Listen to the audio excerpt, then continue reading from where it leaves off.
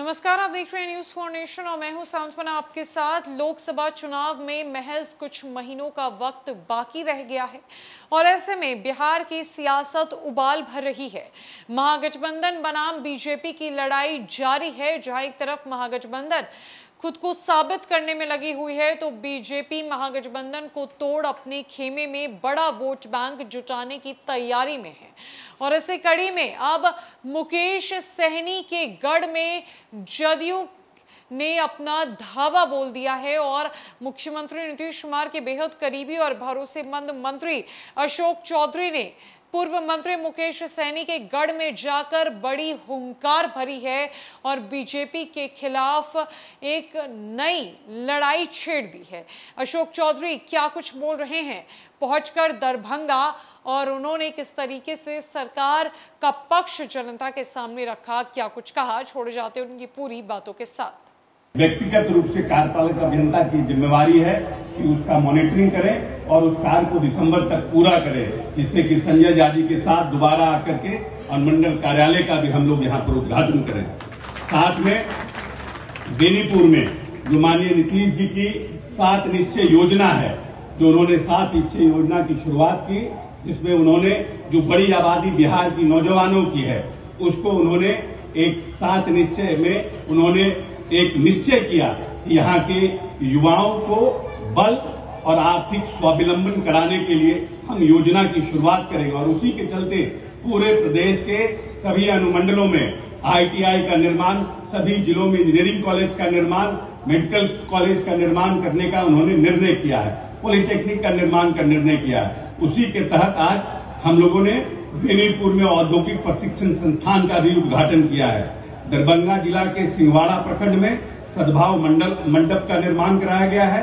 साथ में मनीगाछी प्रखंड में सद्भाव मंडप का निर्माण कराया गया है। साथ ही साथ दरभंगा जिला के अंतर्गत सदर प्रखंड में प्रखंड अनुमंडल कार्यालय का भी आज उद्घाटन माननीय संजय झा जी के द्वारा किया गया है।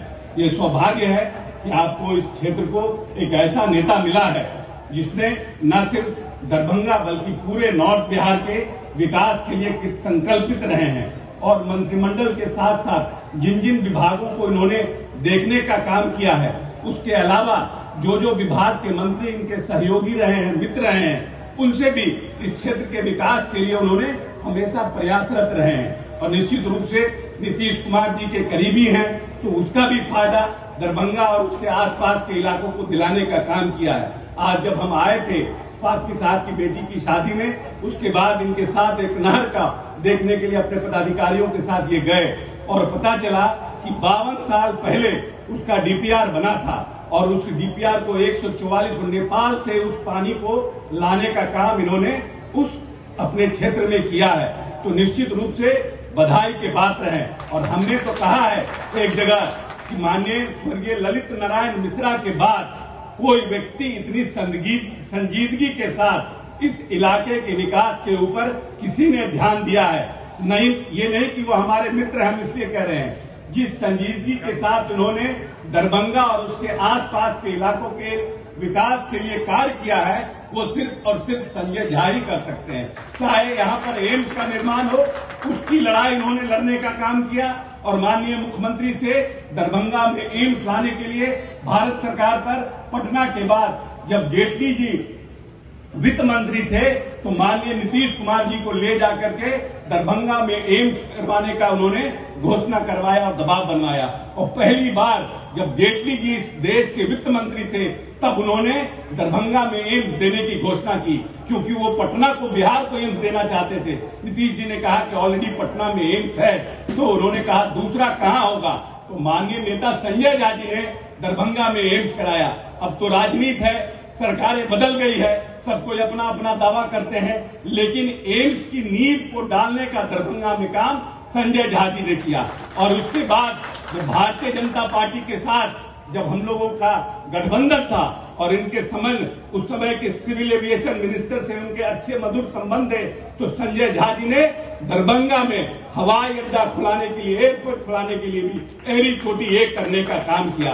और अभी अभी मात्र एक कैबिनेट पहले, जब हम लोग उस कैबिनेट में थे, 2 कैबिनेट पहले, तो 250 करोड़ के जो योजना जल निकासी की योजना को इन्होंने यहाँ पर कैबिनेट से पास कराने का काम किया। न सिर्फ जल संसाधन के विभागों के प्रति इनकी चिंता रहती है, बल्कि दरभंगा का होलिस्टिक डेवलपमेंट हम कैसे करें और दरभंगा को हम कैसे आगे बढ़ा करके ले जाए। जो यहाँ के छोटे छोटे व्यापारी हैं, जो यहाँ के छोटे छोटे किसान हैं, उनकी आमदनी कैसे बढ़े, उनका जो सामान है वो देश के दूसरे राज्यों में कैसे जाए, इसके प्रति चिंतित रहते हैं। इसीलिए आप भाग्यशाली हैं कि आपको ऐसा नेता मिला और हम भाग्यशाली हैं कि हमको ऐसा मित्र मिला है। इसीलिए हम चाहते हैं कि जितना ध्यान ये नॉर्थ बिहार पर दिए हुए हैं, थोड़ा बहुत ध्यान हमारे मित्र के विधानसभा पर भी देने का काम करें, क्षेत्र पर भी देने का काम करें। और आप लोगों के बीच इसलिए कह रहे हैं कि आप लोग भी इन पर दबाव बनाइए,